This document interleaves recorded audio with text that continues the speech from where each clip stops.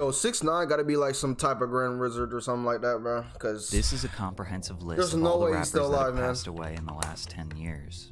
This list contains everyone from Juice WRLD, who had an accidental overdose, to R.I.P., OG man. rapper Coolio, who passed from a heart attack. This whole time, bro, I thought Coolio was alive this whole time. However, when an artist gets taken out by someone else, it cuts a little deeper. Takeoff, PNB Rock, Jada Youngin, Draco the Ruler, Young Dolph, MO3, King Von, Pop Smoke, Nipsey Hussle, XXXTentacion, the list and goes many on, others man. had their lives cut short by other people's actions. Although none of us would ever condone this type of activity, most people thought that Tekashi 6ix9ine would be added to this list. However, right now, Tekashi is living his best life. After he beat a RICO case by snitching on his whole gang, 6ix9ine is out free, traveling on private jets all over the world, and publicly making fun of every rapper. I might snitch. I might snitch on somebody. I ain't gonna be telling who, but I might be snitching on somebody That dies. A lot of people believe that Tekashi has a target on his back, and every single day that goes by, he is one step closer to his permanent demise. But Tekashi has survived everything we thought he couldn't do, and there are a few key reasons why. When 6ix9ine was released from jail in mid-2020, he remained quiet for a month. Nobody knew if he was ever going to show his face again publicly. To their surprise, the release of his song Gooba proved that he had no intentions of going anywhere. that was history at the time. To take it one step further, in the music video, he embraced the label of being a rat or a snitch, after cooperating with the federal government to indict 12 of his former 9 Trey Blood gang members. Some of those men won't be getting out until 2030. The music video... 6ix9ine was in the gang the whole time? I did not know that. I did not know he was in the gang the whole time. Yo, broke the YouTube record for the most views in the first 24 hours learned for a about hip-hop that. song. Meek Mill This is my tweeted first that the time hearing song was about it. trash and made fun of him for still claiming to be a gangster. Lil TJ said that he was the king of New York, and he doesn't like all that snitch rainbow hair Did Lil going TJ on get shot in up his city. like 7 Keep in times? mind that being labeled a snitch in hip-hop can potentially end someone's career, but a lot of 6ix9ine's fans empathized with him. He said his ex-gang members set him up, robbed him, assaulted the mother of his child, and even planned to kill him. Why? I ain't gonna lie, he did with his baby moms. He did do it. But hey, he had a reason to. Like, wouldn't you do the same? Come on. Would he remain loyal to the people that wouldn't do the same for him? Whereas his adversaries say that he shouldn't have gotten into this life if he wasn't ready to accept the consequences. All of those scenarios, or, you know, sending shots. Everything I was rapping about was really happening. Yeah. These rappers that rap about the that they rap about, they don't live. 6ix9ine was willing to accept that he was a snitch, but he didn't want to be alone. That's a whole nother He had a story. list of rappers he was going to expose on an Instagram live to over 700,000 people, starting with Meek Mill. In 2019, Meek thanked a woman named Desiree Perez for helping him finally put his legal troubles behind him. Tekashi exposed that Desiree was a federal informant in the 90s. Perez, the wife of longtime Jay-Z wingman Juan Perez, became a cooperating witness for the DEA in the 1990s. After her 1994 arrest for possession of 35 kilos of cocaine, Perez struck a deal with the feds, agreeing to wear hidden wires to record her meetings with major cocaine traffickers. Data feds, bro. Yo, there was feds back then. Yo, I feel like there's more snitches in this time, in this generation right now than the 90s. I felt like that. I felt like people was holding it down up in the 90s. That's all I gotta say. That's all I gotta say, 6ix9ine was confused why Meek would make fun of him, but then go and work with a federal informant. He went especially hard on Meek since this was all a promotional campaign for his track called Trolls with Nicki Minaj, who had a previous intimate relationship with Meek. He then called out Future, who posted on Instagram, "I believe if you hang with a snitch, you a snitch, and deserve to expire." But Tekashi pointed out that Future hangs around people that 6ix9ine considers snitches. He then called out Snoop Dogg, exposing alleged... You need to make a video about Gunna. That dude right there, a snitch. He's been a snitch since day one. Like, paperwork of dude Snoop literally Dogg snitched on his homeboy, and using a video of 6ix9ine admitting that Snoop Dogg was a snitch as proof. 6ix9ine genuinely believes that any other rapper would do exactly what he did if they were in his situation. I would do the same. He doesn't like how rap fans and media pick and choose who can get away with snitching. But 6ix9ine seems to forget that him being a snitch is not the only reason why people may not like him. One main reason why rap fans don't like him is simply because he's annoying. Anytime someone tries way too hard for your attention, it looks desperate. 95% of rappers are getting your attention because of the songs they make or the creative ideas they share. Everything 6ix9ine does, from his IG posts to his lyrics, is comparing himself to others. Look what I have compared to him. Look at what I do compared to him. He gives off this try hard, pick me energy, and it just gets exhausting after a while. I feel like in mid 2020, I feel like 6ix9ine is like, you know when you play GTA against like tryhards and stuff. I feel like he's the Barcodes. He's the Barcodes that everybody hates but love at the same time. That's all I gotta say, man. Internet was deprived of 6ix9ine antics for over a year, so this expose to be effective. Not only did he piss off all these rappers, but the music video for Trolls dropped at the end of the IG Live, which was another 30 million view and 24-hour debut. That song would go on to hit #1 on the Billboard Hot 100, Trolls. Tekashi and Nicki Minaj's first #1 hit. Oh, fuck yeah! Did I tell you? Did I tell you, nigga? I can't be stopped, nigga! But he couldn't stop there. Yeah, that was crazy. I ain't gonna lie. 6ix9ine's enemies swore he couldn't go outside. He was only safe inside of his house. So he went to the dangerous south side of Chicago to prove them wrong. Before he showed up, he posted a video mocking Chirac rapper Lil Reese. 6ix9ine recreated a viral video where Reese was allegedly caught off guard, jumped, and then defecated on himself. People swore he was going to get himself killed for this. But when 6ix9ine was in Chicago, you could see at least 3 huge security guards watching around the corner. He was also seen at the mall. People keep on saying O Block is like the most what you call that? The most dangerous place. That is not the most dangerous place compared to all these other hoods in the United States. I mean, yeah, it's a lot of rappers that came out of there that's like popular, but O Block is known for being popular, man. Like that's all I gotta say. It's just like it's not really that I mean, it is dangerous, but not really compared to all these other hoods out here, bro. Like, come on, bro.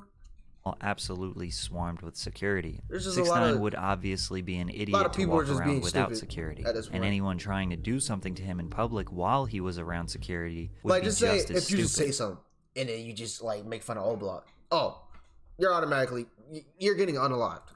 Especially considering his work with the federal government. But regardless, 6ix9ine's views skyrocketed, and his enemies were embarrassed. Unfortunately, his album flopped. Tattletales dropped in September of 2020 and was projected to sell 150,000 first week, but it then went on to only do 50,000 first week. Rappers were clowning him in the comments. Trippie Redd famously laughed and mocked 6ix9ine for selling 50K. Trippie. I ain't gonna lie, your album was...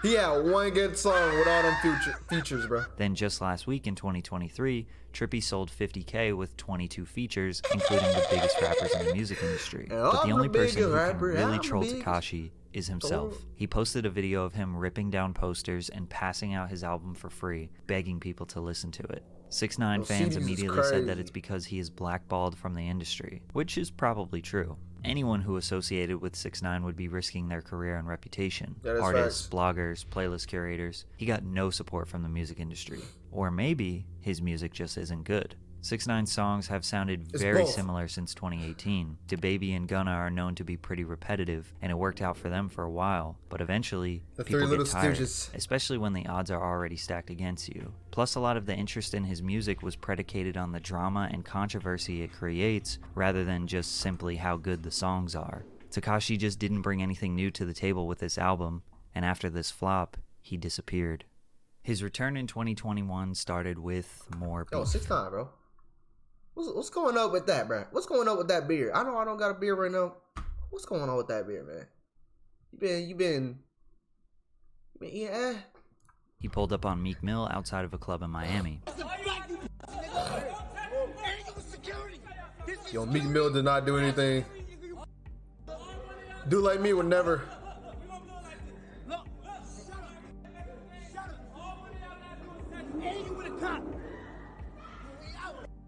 Yo, he solo dolo? And you with police. Again, all 6ix9ine was doing here was trying to prove that Meek Mill also walks around with security and is not as gangster as he portrays himself to be. But 6ix9ine has nothing to lose because everyone already knows that he isn't gangster. Meek made himself look even worse when he claimed that he almost smoked 6ix9ine, when in the video he very clearly was not going to do anything. Now, instead, okay, 6ix9ine. Okay. So let's say they use this in court. Then what? I mean, obviously, he said he's gonna do it. So you going away. Going away for a long time, buddy. I'm sorry. When in the video, he very clearly was not going to do anything. Instead, after 6ix9ine left, he started yelling at the security saying that they were trying to get him in trouble. What y'all trying to get me in trouble? Huh? Just like the Chicago incident, nobody blamed Meek for not doing anything. Him and 6ix9ine were around 15 bodyguards and cops. All Tekashi proved was that Meek is protecting himself and his freedom. He is being smart, but it still got people talking about 6ix9ine again and provided a short-term L for Meek. Then he took shots at the late rapper King Von by saying, Look how happy he is. Look at this dead nigga on his shirt. Look, I think King Von thirsty. Look, yo, drink that. Yeah, that's crazy, to be honest. I ain't gonna lie, that was crazy to make fun of the dead. Rest in piss, nigga. I don't got cat rat, nigga. That's what we say. What the world? That's even what we DM'd say. King Von's sister a picture of Von's body after the autopsy. Fans were discussing Von's sister a picture. Okay, let's read this. Little boy, tell your brother call me. You be beating yo blank wearing wings. You a blank. I bet blank. I will beat yo blank. I don't give blank about your security. And he shows a picture. Picture of Von's body after the autopsy. Fans were disgusted at this evil behavior. Bro. However, King Von, Lil Durk, and their fans would famously scream that they were smoking Tuka, and would constantly make fun of Tuka, who was a 15-year-old boy from Chicago who got shot at the bus stop. Literally, they were 6ix9ine was grown wondering men. why people would praise Von for the same behavior they hated 6ix9ine for. And he did have a point. People were agreeing with him. But it still seemed random for 6ix9ine to just attack the late King Von. He looked extremely desperate for attention, especially when you consider that all of this happened after a 6-month hiatus conveniently surrounding the release of his song Zaza. Then once he gets his attention, promotes his song, he disappears again for a few months. Noticing a pattern here? However, in 2022, we saw a different side of 6ix9ine when he and Steve Will Do It started hanging out. They had been friends for a while now, but the only time fans saw 6ix9ine in 2022 was in Steve's vlogs. In those vlogs, he was Danny, meaning he didn't portray any character. He was kind, funny, and appreciated by Steve's audience. This was the first time we ever saw who 6ix9ine truly was. I mean, it's pretty obvious, like, people on the internet, they fake characters, bro. Like, they play unknown characters or mythical characters, shall I say. Alright, but that is actually true, because, like, you don't really know people's true colors. You know, they might be down to earth, they might be mean. I don't know. Who's to say I'm mean? Who's to say I'm goofy? Who's to say I'm happy? Privileged communities and doing philanthropic work. It seemed like he might pursue a second career as a content creator, or maybe he was finally done with his rap beefs, but we were wrong. He is not done. He portrayed Steve for more short-term clout. 6ix9ine tricked Steve into doing a video collaboration with a young man named Perkio. Perkio was going viral for looking exactly like Lil Durk. Durk even supported him and brought him on stage at one of his concerts. Steve trusted 6ix9ine and thought that Perkio was a paid actor. When he got there, Tekashi pressed Perkio and forced him to wear a jacket with King Von on the back, trying to again stir up some drama with Lil Durk. Conveniently, 6ix9ine was releasing a song and NFT project called Gine at this time, which is why he randomly started When did he release the song? again. Steve went on an apology tour on various podcasts because people blamed him for accelerating a dangerous rap beef. And even though Steve was taken advantage of, he apologized. He even gifted Perkio with $20K, and 6ix9ine got what he wanted. That was not necessary. Again. I'm sorry. But something I'm happened sorry. recently Giving a that dude $50K?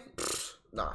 worked in Tekashi's favor. Never. Currently, Young Thug and his label That's literally somebody's YSL salary. are facing a major racketeering case, Nobody. similar to the one that 6ix9ine and 9 Trey were facing Crazy just 3 picture, years ago. by the way. YSL is basically facing every charge from armed robbery to murder. 26 members of the label were arrested in May of 2020. One of those members was Sergio Kitchens, aka Gunna, who is known as a close affiliate to Young Thug and top-ranking member of YSL. Gunna took a plea deal, which is essentially an admission of guilt, in order to get out of jail early. In open court, he said the following. YSL is a music label and a gang, and you have personal knowledge that members or associates of YSL have committed crimes in furtherance of the gang. Yes, ma'am. You're not admitted to your crime. You just told. Yeah, it's crazy how people was like so delusional about him saying he was affiliated with a gang, even though he was. Like, come on, bro.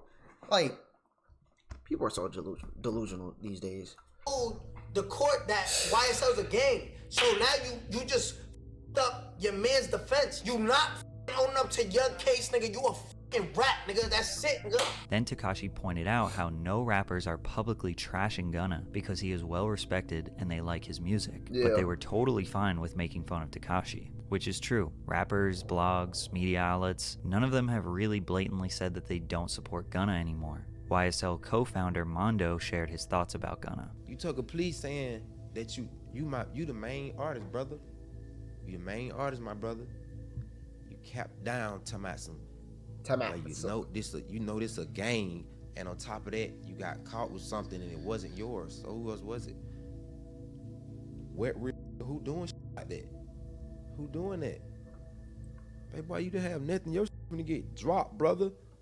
You know that, bro. What the hell? You panicked. But the funny thing is, 6ix9ine was right. The general public does not care. The whole sentiment online is that people will still support Gunna's music regardless of what happened. 6ix9ine has successfully convinced people that these rappers are maybe not as gangster as they say they are. This YSL case, along with the unsettling numbers of artists who have died in the past few years, fans are doubling down on not wanting Is Young Thug holding it down? They want them to be artists. They want them to make music, be safe, and live a good life. But I don't think that rap fans realizing this has helped 6ix9ine's career. When Lil TJ got shot, 6ix9ine laughed at him. When PNB Rock got shot, 6ix9ine made fun of him. If something bad happens to any other rapper, he feels obligated and justified to point and laugh because that didn't happen to him. Why? Because he knows that people would do the same if he got shot. If 6ix9ine was taken out, nobody would be surprised. A lot of people wouldn't even have remorse considering how many people he has taunted. He is too far gone now. But when 21 Savage spoke about 6ix9ine, it made me realize why he isn't dead. Even if I seen him, I don't got no intention to do nothing to you. You just a rat. You go your way, I go my way. It don't mean to smoke. Just cause you call a nigga a rat, that don't mean you gotta kill him when you see him. That's just like saying any nigga you call a bitch, you gotta kill him. If you see a fan on the internet comment shit and you say, man, shut your little weird ass up. Oh, when I see you, I gotta do something to you. That ain't how that go. You could feel a type of way about a nigga and a nigga go their way and you go your way. A lot of the rappers there's so many people that take stuff serious too. Like, it ain't that deep. Like, yeah, he trolls people, but like, it's just... on Tekashi, you know, y'all might get sensitive over that topic. Maybe they just but don't I'm gonna say it anyway. Maybe he was an easy target for some jokes. In most cases, it was Tekashi who escalated these beefs. And the more you think about it, it seems like 6ix9ine is the one who cares the most about what other people think. And all these other rappers are usually just minding their own business. But let's be honest, anyone who would attempt at 6ix9ine would never be able to beat the case. And is that guy really worth throwing your life away for? No. And 6ix9ine knows this. So he's gonna keep up his antics, and most likely, nobody's gonna do anything. W video so far, man. Yo, it felt like a movie, man. It felt like some type of, oh my god, just bit my tongue again. It felt like some type of documentary, but he explained it well, man. Y'all niggas be kept like snapbacks. $100 on the range, shit, matte black. I take